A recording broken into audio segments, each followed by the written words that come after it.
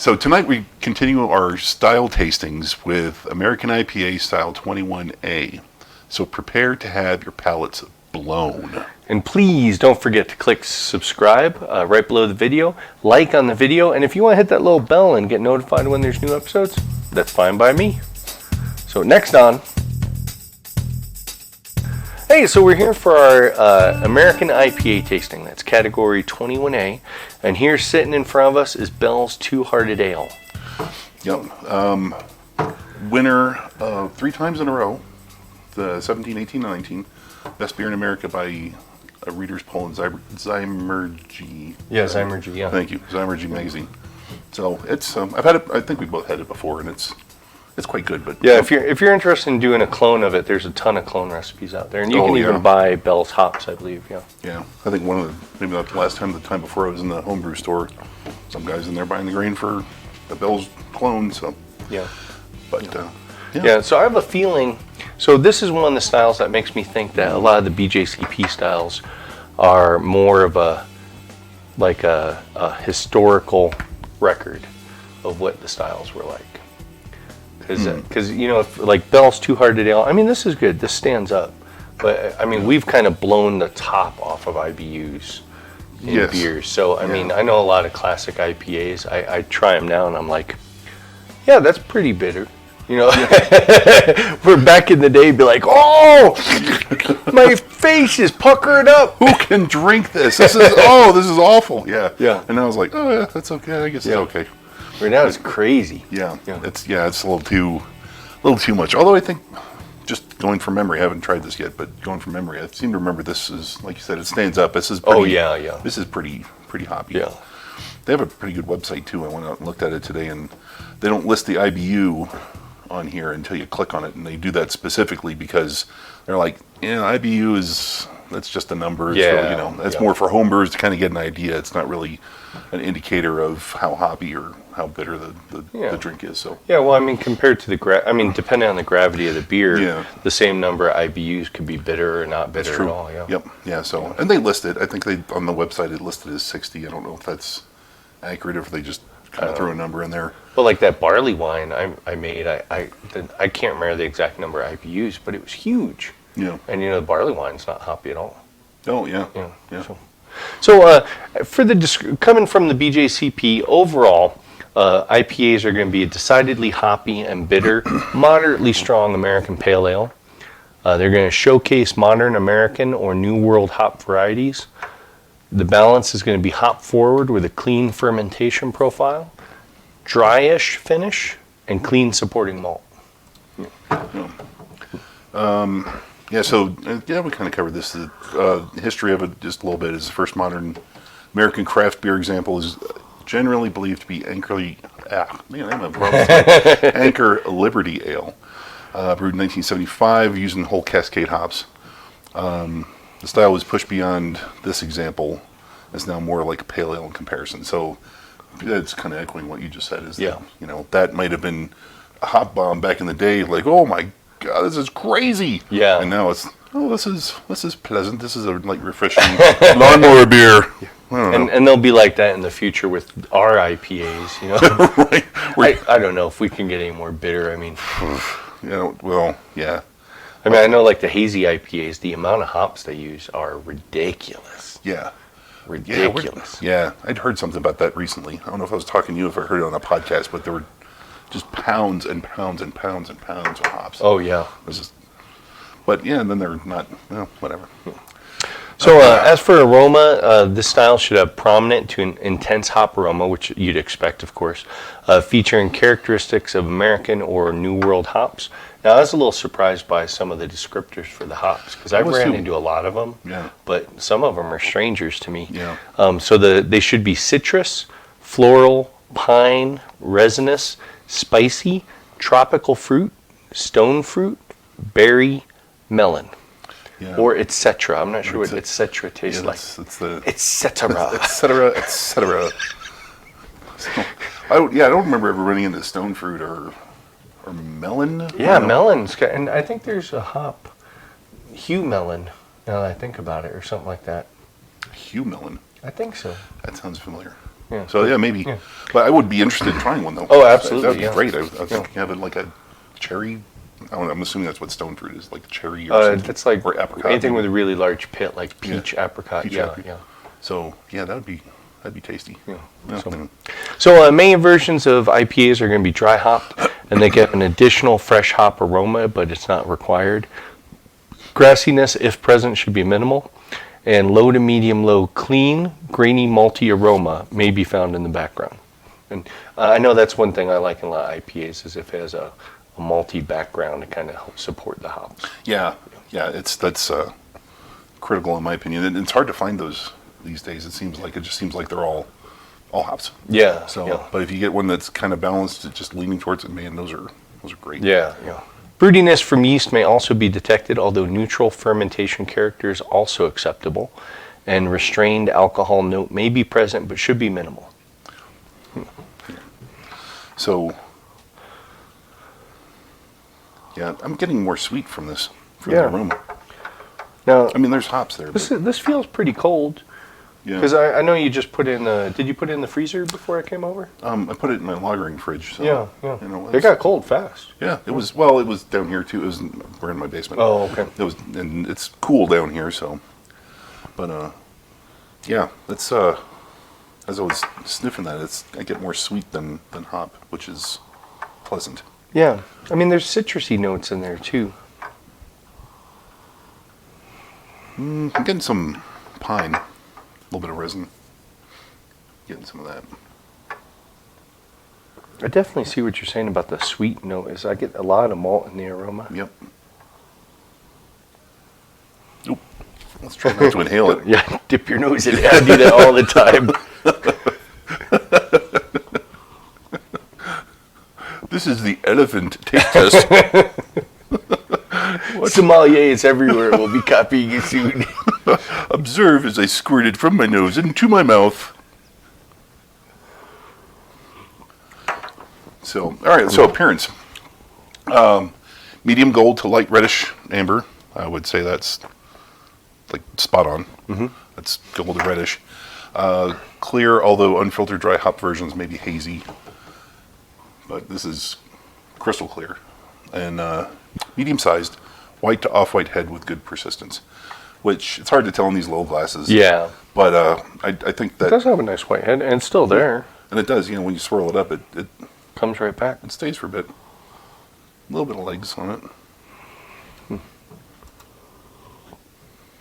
I've already been sipping it, and we haven't covered the Yeah. flavor yet. So for the flavor, we're talking hop flavor that's going to be medium to very high, which you'd expect, and should reflect American or New World hop character. Now, I'm curious where exactly the New World is. Well, I mean, do they mean North and South America? I think so. Yeah. I think that's her. So is that? Or so has NASA not told me something? that Martian galaxy hops? Man, why do you think they named it that? So again, the descriptors for the hop character that you should get from in the flavor is citrus, floral, pine, resinous, spicy, tropical fruit, stone fruit, berry, melon, etc. Etc. Again, etc. Etc. Medium high to very high hop bitterness. Malt flavors should be low to medium low. Generally clean and grainy malty, although some light caramel or toasty flavors are acceptable. And particularly enjoyable by me. Dry to medium dry finish. Residual sweetness should be low to none. Bitterness and hop flavor may linger into the aftertaste, but should not be harsh. And a light, clean alcohol flavor may be noted in stronger versions. So again, I can see why this is a commercial example. Fits the bill precisely. Well, yeah, I think we've discussed this before. So you think they pick out the commercial examples and then write the descriptors around those, or do they have the descriptor and then pick the commercial examples to fit the description?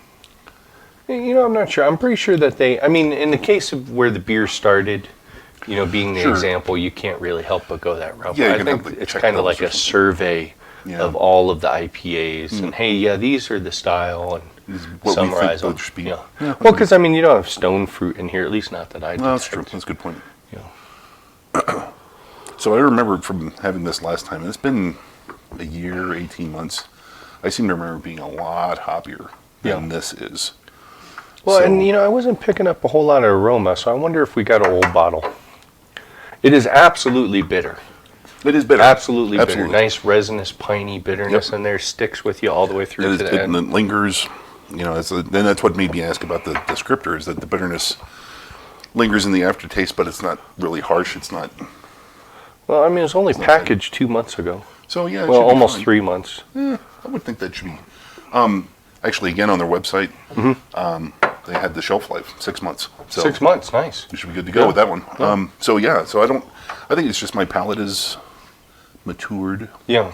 Well, no, I wasn't expecting it to be this bitter, to be honest with you. Really? Yeah, because a lot of the things are classic IPAs now, like the Sierra Nevada, you know, Firestone Walkers. Yeah. They don't seem all that terribly bitter to me. Yeah. Well, and I think we're coming at the same conclusion from different angles. So because like I said, when I had it before, I was like, wow, I don't know if I'm going to drink this whole 6-pack, and now this is. Yeah, it's delicious. Yeah, this is just love it. It's great. Yeah. Yeah. I do think I get a little hint of caramel at the end, but that could just be my imagination or just the graininess. Wishful thinking. Yeah. Yeah, very nice. Maybe. Yeah. Yeah. That could be. Yeah. So the mouthfeel, we didn't talk about that. It's medium light to medium body with a smooth texture. This is medium light. I'd say this was medium light. Medium to medium high carbonation. That fits the bill. No harsh hop-derived astringency. Very light, smooth alcohol warming. Not a fault if it does not intrude on the overall balance. And this doesn't. No. I don't get any alcohol. I think it might be walking the razor line on the astringency. You think? Maybe. I mean, the hops are kind of biting, a little biting, at least to me. But I mean, I enjoy it. Mm-hmm. I'm on for the ride. That's fine with me. Yeah, right. So yeah, so it's good. So our next segment, we got Union Jack. Oh, I'm sorry, we should have gone over the stats of this. So Bell's Two-Hearted Ale is 7% ABV, 55 IBU. Yeah. From Comstock, Missouri? Michigan. Michigan. Two-letter abbreviation. Yeah. Hang on. Yeah. It's Michigan. Now, whether I have the right abbreviation on there, I'm pretty sure it Yeah. is, but who's to say? But it's Michigan. Yeah. So, like Jesse said, Zymurgy Reader Poll Best Beer in America 3 years from 2017 to 2019. Yep. And not 1917 through 1919. Well, who knows? Yeah. I don't think records go back that far, honestly. Yeah. So they could be, But yeah. So yeah, no, that's a great beer. It is. I like it. Yeah. Yep. James Spencer might be on to something. I don't know. I don't know if I trust that guy. So we'll be right back. We will. All right, so we're back with the second beer. This time, the Firestone Walker Union Jack. And yet again, another example from the BJCP guide. What? Yeah. What are the odds? Man. Although I always think of this IPA, American IPA, as West Coast IPA when I want. You got any West Coast IPAs? Yeah. Yeah. So having the other one from Michigan kind of throws it off. But, Firestone Walker's out of California. Yeah. Yeah. Paso, Robles. Yes. Specifically, we were just discussing that. Alexa has no idea what Robles means in English. None at all. So neither do I. So, but yeah. I don't know that. You see, she doesn't know that. That's what we just said. She's agreeing with us. But so 7%, 70 IBU. What? They have like I was looking on their website and they have this catchphrase all over the place. I can't remember. Yeah. Specifically for this beer, and I can't remember what it is now. Long Live IPA? No. Oh. Beer Before Glory? Nope. I was like, it's not beer with a bite. That's like Barks. I don't know. Yeah. Barks root beer if they brewed IPA. Ooh. Barks IPA. There's a million. It's got bite. $1 million idea for Barks right there. Wait, what's the iced tea tagline? Isn't there like an iced tea company that has their own tagline? Oh, probably. Oh, I can't think of it. Anyway. The sweet tea? No. Yeah, who knows? Yeah, anyway, back to IPAs. Yeah. Yeah. That's pleasant. Again, I was expecting it to be a little bit more aggressive with the hops. Yeah. And it's really not. But that's super clear. A little bit lighter than little bit more golden, I think, than the Yeah. bells. Oh, Bells is a little absolutely. bit- It's gorgeous. yeah. Yeah, A little bit and- redder, I think. And the hop bitterness isn't nearly as biting as, No, as it's the not. Two-Hearted. It's not as lingering either, I don't think. Oh, I think I get a little bit of sweetness after the finish, Mm-hmm. left in the aftertaste. I don't know if it's my imagination from reading the descriptors, but I think I smell a little melon in the hops too. Definitely sweeter throughout. I'm kind of digging that. No, that is delicious. Has light grain flavor in the finish. Just a little bit sweetness after it's all dried out. Yeah, yeah. I'd say it's moderately dry finish too, or even moderately high. Yeah. No, I agree. It's kind of dry. That's delicious. That's good. Yeah. I've never had that before. Yeah, That's- and of course, Firestone Walker's well known for their pale ales and IPAs, so you would expect no less from them. right. Yeah, for sure. Yeah. I'm gonna have to look up at the tagline because it was a good one, Okay. and it's bothering me that I. Do you want to pause it and look it up? Yeah. Let's Okay, pause. I'm going to pause it. And we're back. So it's for those who like their IPA loud, Yeah. which is, I like the tagline. I think it's kind of makes me want to drink it. Like, ooh, that sounds interesting. But I don't think it is.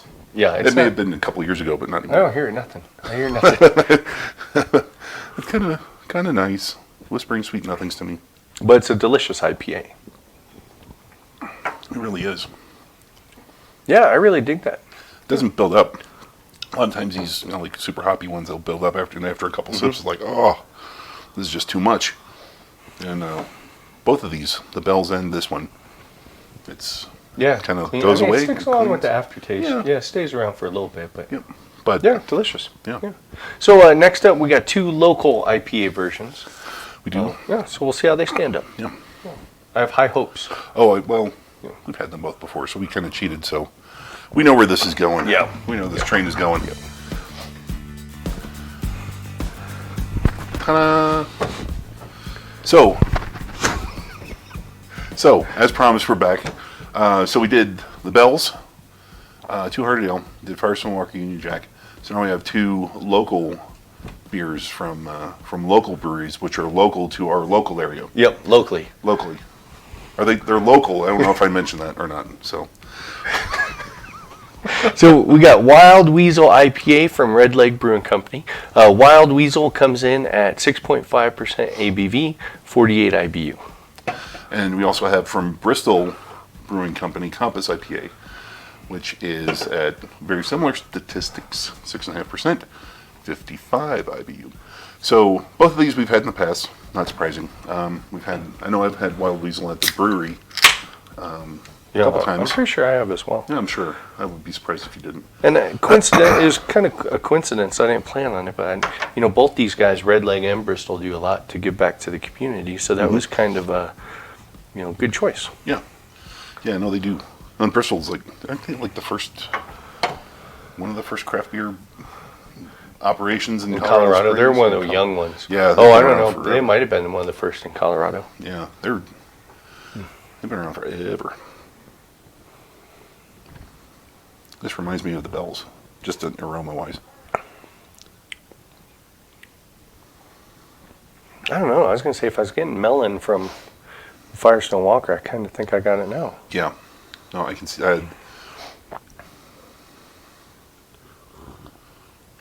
There's a slightly more herbal quality about this one. It's kind of reminds me of.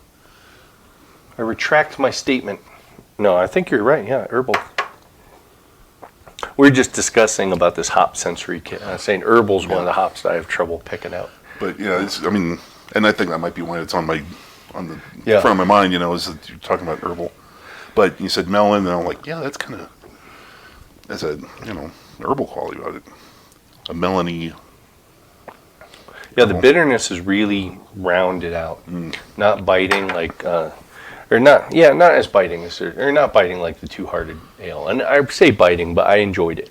Yeah, no, this is definitely not dry. Maybe is that the word you might be looking for? It doesn't have a very dry finish. I guess it does. I don't know. Yeah, it's lightly dry, but I can see where it's not. It's not as dry as the Firestone Walker. Yeah. But I love this beer. And it's another delicious IPA. Yeah, I've fell in love with this beer when I first had it because this is what I want in an IPA. It's not a hop bomb. It's just nice and smooth. It's mellow. It's nicely rounded, but it has some hops there. Let you know they're there. It's really good. I love this. Yeah, that's a great beer. So let's take a look at Compass. I wish I could find. I mean, I wish it was a little bit more. I wish I was better at making beer recipes. Mm-hmm. So I would like to try my hand at brewing one of those. If I could brew an IPA like that, I'd do it. But I'm not skilled or talented enough to do that. Maybe there's a clone recipe out there. For Wild Weasel? Yeah. I'd be surprised. I'd be shocked. Maybe we could kidnap someone and get it from them. We could just hang out outside the brewery and wait for some guy with a long beard to come out and just hit him on the head, throw him in the trunk. In a bag. Wait till little birdies go around his head.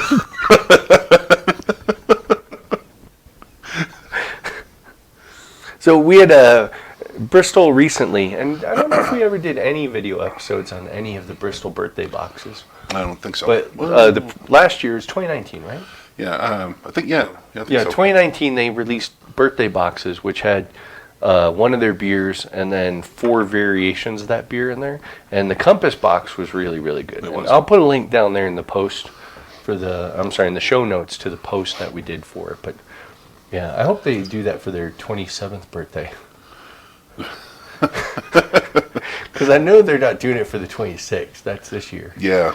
Maybe 30th. That'd be great. The 30th would be good. 30th anniversary birthday boxes, please. Yes. Please. Absolutely. Yeah. Actually, if I had my druthers, some of those they would just bring back and keep them all the time. Like that, I know this is completely off topic. We were talking about American IPAs, but they're Winter Warlock They box. can bring all of those back. Bring every single one of those back and serve them all the time. I gotta say, the Laughing Lab. I love Chocolate Lab. Yeah. And we're definitely going on a tangent here. I love the barrel aged lab too. Yes, I know I had it. I don't remember that one. And the Beehive Honey Wit I thought was particularly good. Mm-hmm. Yeah, that one was good. So yeah, bring them all back. Bring them all back. Just bring them back. Yeah. It's no trouble at all, I'm sure. Yeah. To brew a million different types of beers on top of what you normally brew. That's no big deal. Well, they did the birthday box, so they demonstrated they can do that every year. Well, see, you set the precedent. This is your fault. This is mine. not ours. Yeah, there you go. So yeah, this is definite grain in the aroma. Got a bit of a different hop flavor than. It does. Well, I think the Wild Weasel has a bit of a unique hop flavor to it. It does. And you're used to the citrus and pine, and that's a little herbal and maybe melon if I'm not crazy. And then this is different from that, so I think that's what kind of shocked me. This is a little bit more piney, a little more resinous. I think the sweetness is kind of throwing me off. It's got a fairly sweet aroma to it to me. And a flavor. It's a lot more balanced. Of the 4, this is the most balanced one. Yeah, and it's also the last one we had. This is true. This is true. Let's go back to the Two-Hearted Clone and see if it still is biting. No, this is a blonde, isn't it? No.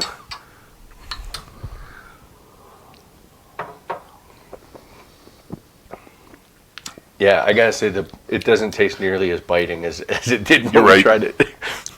When you're right, you're right. Yeah, so it may be a lot more bitter than we think. Yeah, it's a little thing we call pellet fatigue. But regardless, it's delicious. Yeah, quite good. Yeah, nice resiny finish to it. Yeah. And gorgeous too. I think it's more yellow than Red Legs. Red Legs is more golden, but I ain't complaining.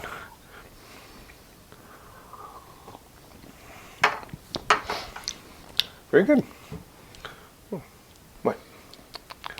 It's funny, after drinking that, hitting the Compass again, I get kind of a grassy. And I think it's just because my palate is, like I said, it's starting to get fatigued from all the hops and the different types of hops. Just had Yeah, no, Very grassy flavor. Yeah, it's Yeah, I just don't me. get it, I know yeah. I didn't get it the first time. I almost grabbed a growler from Jack's of their IPA, and Yeah. I'm kind of glad we didn't. We didn't because No. I would be like, I don't know, what is Yeah. this? Where's the bitterness? Yeah, this is the worst IPA I've ever had. Meanwhile, It's not. nope. Yeah. No, But- it's absolutely not. So if you're knocking around town, Compass IPA, Red Legs, Wild Weasel IPA, great beers. Yes. Union Jack. We actually had to go up to Castle Rock to find Union Jack. You thought Cheers had it though, right? I've seen it locally. Oh, Yeah, okay. I know I've seen it locally. Cheers, I'm pretty sure. Actually, where was I just the other day? I was surprised I saw it. Safeway? Safeway, really? Yeah, it was something Wow. like that. I was just like, wow, I could have just come here. But yeah, Well, it that was makes something sense. like They're that. big enough to be in the think so. distribution change. I Yeah. think so. Yeah. Yeah. So, but yeah, I think they're all over the place. And Bell's is Everywhere. everywhere. Yeah, but they're all great beers. Try them out. Yep. Yeah. Absolutely. Especially if you like IPAs. Bring you back. If you're a hazy IPA fan, you should try these so you can find out where your roots are. Yeah. Yeah. Head west, young man. So, yeah. Yeah, good. Anyway, so Till next time, cheers. cheers.